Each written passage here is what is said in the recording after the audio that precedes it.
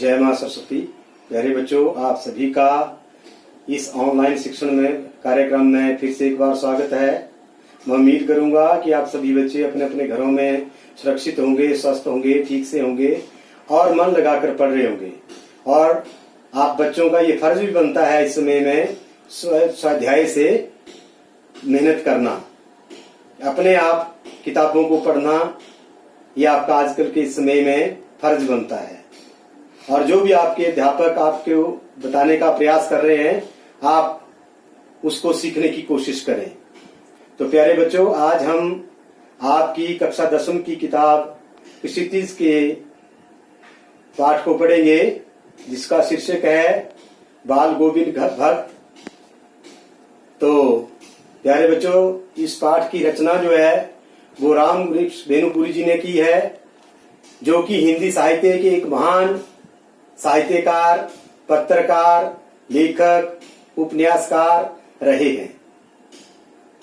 तो आज इस पाठ को पढ़ने से पहले मैं आपको थोड़ा सा संक्षिप्त परिचय अपने हिंदी साहित्य के महान लेखक, इस पाठ के रचयिता राम वृक्ष बेनुपुरी जी के बारे में देना चाहूंगा।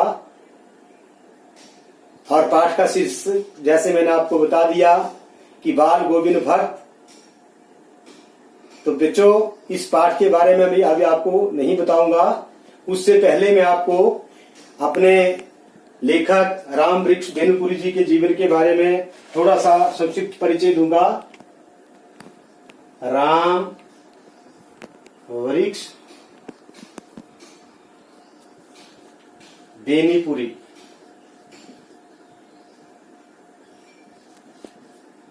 ये हमारे आज के लेखक जी का नाम है।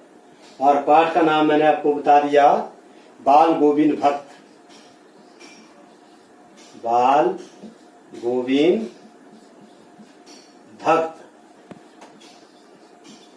ये एक प्रकार का रेखा चित्र है।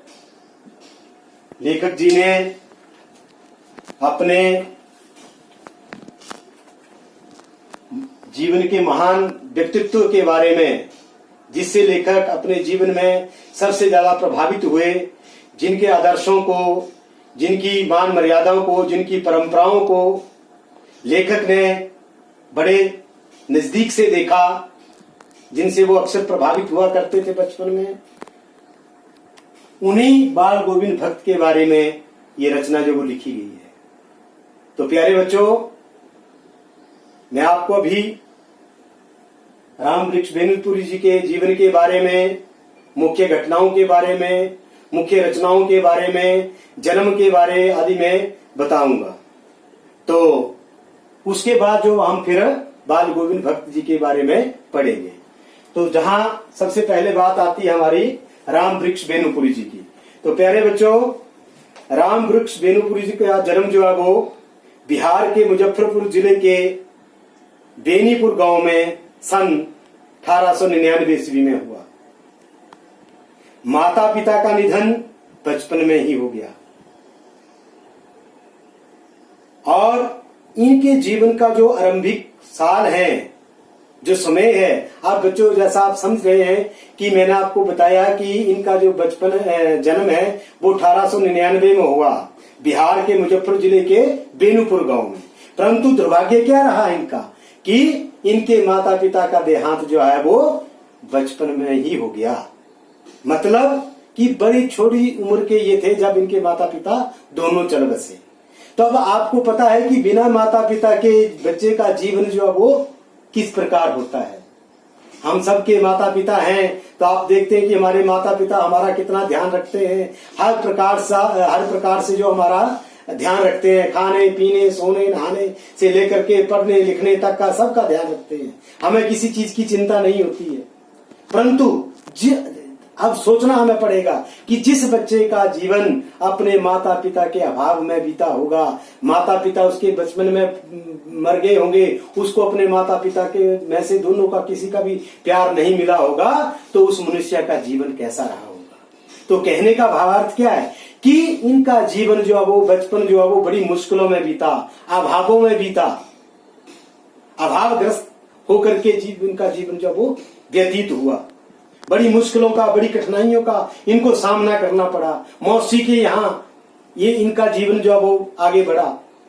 तो कहने का तात्पर्य है कि जब बच्चे का माता पिता नहीं होंगे तो उसको कई प्रकार की कठिनाइयों का, कई प्रकार की मुश्किलों का सामना करना पड़ेगा। हालांकि इनकी मौसी जी ने इनका बहुत ध्यान रखा, सब कुछ दिया इनको, परंतु वो फिर भी अपने उसके माता पिता का स्थान या उस प्यार की कमी को पूरा नहीं कर पाए।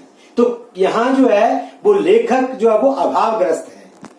अब जो व्यक्ति जीवन में किसी चीज के बिना रहा होगा, चीज के लिए तड़फा होगा, तो संघर्ष, मेहनत, परिश्रम, ये सारे के सारे गुण जो है वो स्वतः ही उस व्यक्ति में आ जाते हैं। तो कहने का भावार्थ कि ये बचपन से ही स्वावलंबी, आत्मनिर्भर और संघर्षों से जूझने वाले व्यक्ति थे, क्योंकि मुश्किल, विपत्ति, संघर्ष इनके जन्म में लिखा हुआ था। क्योंकि पैदा होते ही इनके माता पिता का देहांत हो गया था। तो प्यारे बच्चों, बड़ी छोटी सी आयु में बड़ी मुश्किल से उन्होंने अपनी पढ़ाई पूरी की। 10वीं तक की शिक्षा प्राप्त करने के बाद सन 1920 ईस्वी में राष्ट्रीय स्वतंत्रता आंदोलन में ये कूद पड़े। क्योंकि मैंने आपको पहले भी कई बार बताया, जब मैं ऐसे महान लोगों के जीवन के परिचय के बारे में आपको बताता हूं, तो जिनका जन्म जो है वो आजादी के स्नेह के बीच में हुआ है, वो सारे लोग जो है वो स्वतंत्रता सेनानी रहे हैं। जितने भी हमारे साहित्यकार हैं, और साहित्य जो है वो स्वतंत्रता के साथ बिल्कुल जुड़ा हुआ है, तो ये भी अछूते नहीं रहे।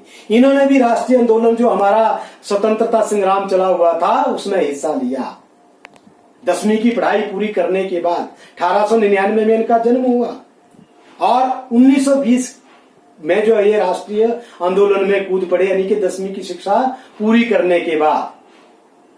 और इस सिलसिले में इनको कई बार जो है वो जेल का रास्ता भी, जेल की सलाखों का रास्ता भी देखना पड़ा। कहने का मतलब क्या कि इनको जेल भी कई बार जाना पड़ा। और सन 1968 में इनका जो है वो देहावसान हो गया, निधन हो गया, मृत्यु हो गई।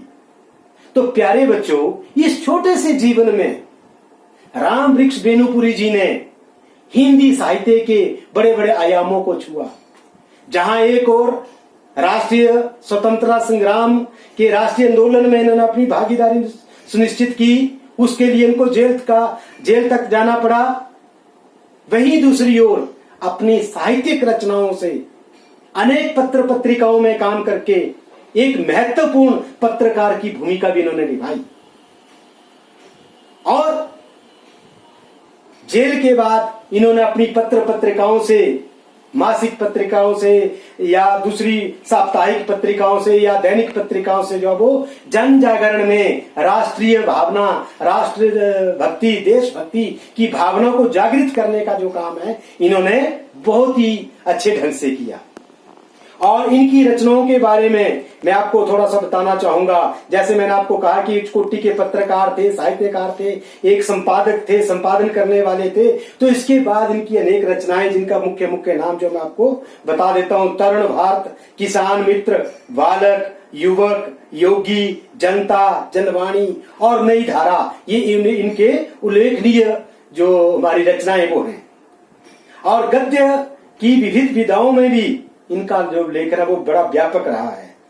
इनका पूरा साहित्य बेनुपुरी रचनावली के 8 खंडों में प्रकाशित है। ये समझने वाली बात है। उनकी रचना यात्रा के महत्वपूर्ण पड़ाव हैं। पतितों के देश में ये उपन्यास है, चिता के फूल कहानी है, अम्बपाली नाटक है, माटी की मूर्तें रेखा चित्र है, जिस तरह का रेखा चित्र आज हम पढ़ने जा रहे हैं। पैरों में पंख बांधकर यात्रा वृत्तांत है, जंजीरें और दीवारें एक संस्मरण है। रेखा चित्र और संस्मरण दोनों का आपस में थोड़ा सा संबंध है, ठीक है, आदि। पहले भी मैंने आपको इनके बारे में विस्तार से बताया हुआ है। तो उनकी रचनाओं में स्वाधीनता की चेतना, मनुष्यता की चिंता और इतिहास की युगानुरूप व्याख्या जो वो हमें देखने को मिल जाती है। विशिष्ट शैलीकार होने के कारण उन्हें जो वो किसको, राम वृक्ष बेनुपुरी जी को कलम का जादूगर भी कहा जाता है। कि इनकी जो रचनाएं होती है उसमें एक प्रकार का ऐसा ओज और जोश होता है कि पढ़ने वाले जो मंत्र मुग्ध हो जाते हैं। तो बड़ी अच्छी इन्होंने तत्सम, तद्भव, देश विदेश आदि सभी शब्दों का जो वो अपनी रचनाओं में प्रयोग किया होता है। तो प्यारे बच्चों, ये छोटा सा इनके जीवन के बारे में संक्षेप सा परिचय था, शायद आपको समझ आया होगा। प्यारे बच्चों, अगर और कोई इनके बारे में आपको अन्य जानकारी जाननी होगी आपको, तो आपने जरूर मेरे कमेंट बॉक्स में जाकर कमेंट द्वारा पूछना है, मैं आपको वहां आपको जानकारी उपलब्ध करा दूंगा। तो अभी हम जो है वो छोटा सा पाठ के बारे में आपको बताऊंगा, फिर अगले वीडियो में जो आपको पाठ की विस्तृत जानकारी दे दूंगा। तो बाल गोविंद भक्त रेखा चित्र के माध्यम से लेखक ने एक ऐसे विलक्षण चरित्र का उद्घाटन किया है के बारे में बताया है जो मनुष्यता, लोक संस्कृति और सामूहिक चेतना का प्रतीक है। वेशभूषा या बाह्य अनुष्ठानों से कोई सन्यासी नहीं होता। सन्यास का आधार जीवन के मानवीय सरोकार होते हैं। बाल गोविंद भक्त इसी आधार पर लेखक को सन्यासी लगते हैं। यह पाठ सामाजिक रूढ़ियों पर भी प्रहार करता है। इस रेखा चित्र की एक विशेषता यह भी है कि बाल गोविंद भक्त के माध्यम से ग्रामीण जीवन की सजीव झांकी देखने को मिलती है। तो प्यारे बच्चों, ये जो हम पाठ पढ़ने जा रहे हैं बाल गोविंद भक्त, जिसकी रचना राम वृक्ष बेनुपुरी जी ने की है, उन्होंने बिल्कुल उनके यथार्थ जीवन के बारे में लिखा हुआ है। जहां एक और हमें अपने देहाती गांव के समाज का चित्रण देखने को मिलता है, तो वहां के रीति रिवाज, परंपराओं आदि का, लोगों के रहन सहन का, खान पान का, इस सब का भी लेखक ने यहाँ पर वर्णन किया हुआ है। तो प्यारे बच्चों, ये छोटा सा सारांश, छोटी सी प्रस्तावना, भूमिका मैंने आपको इस पाठ से संबंधित और लेखक के परिचय, जीवन के परिचय के बारे में परिचय आपको दे दिया। अब हम अगले वीडियो में जो है इससे आगे पढ़ेंगे, और मैं उम्मीद करूंगा कि आप सभी बच्चे जो है वो बड़े आराम से तब तक जो है वो आगे से इस वीडियो को देखने के बाद इस किताब से पढ़ेंगे और देखेंगे। जहां आपको कोई पता नहीं लगेगा, आपने मेरे कमेंट बॉक्स में जाकर के कमेंट करना है, और वहां मैं आपको जो है वो हर अगले वीडियो में फिर वो जानकारी उपलब्ध करा दूंगा। तो अब मैं उम्मीद करूंगा कि आप बच्चे जो है वो पढ़ाई करेंगे, मेहनत करेंगे। इसी के साथ आप सबका समय जो है वो शुभ हो। जय हिंद, जय हिमालय।